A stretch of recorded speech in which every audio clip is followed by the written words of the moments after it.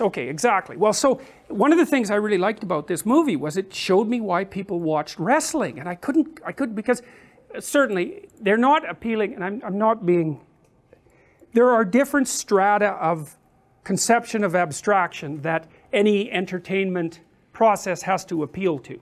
And you know, most people don't go to movies, and that's actually because, it really is because movies operate at a level of sophistication that are that is too high for many people.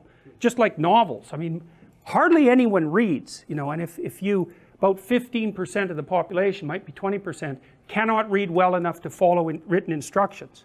And so, and people who are, maybe it's 15% of the population or 10%, have never finished a book, never. And so, and it is that high.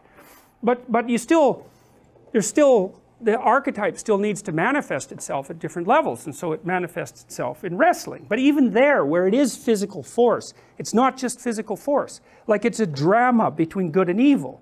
And you can see this so clearly in the Bret Hart documentary, because he's the good guy, and you know, the bad guys are really over the top bad. It's a real drama. It's like, it's good versus evil in the ring every time.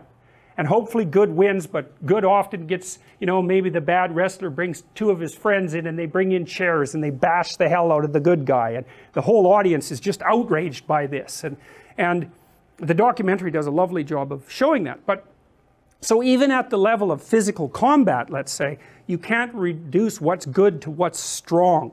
It's just one element of it. Better to be strong than to be weak. And so you can have a strong hero because it's better to be strong than to be weak. But it's better to be strong and kind than to be strong. And it's better to be strong and kind and wise than to be strong and kind.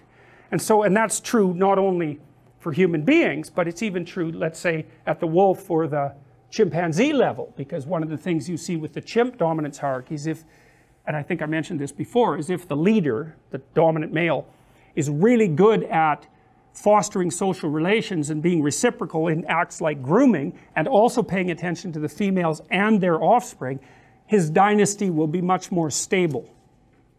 And so strong might be good for one battle, it might be good for 2 battles, but for 50 battles, it's not optimized. Especially because no matter how strong you are, someone can take you out.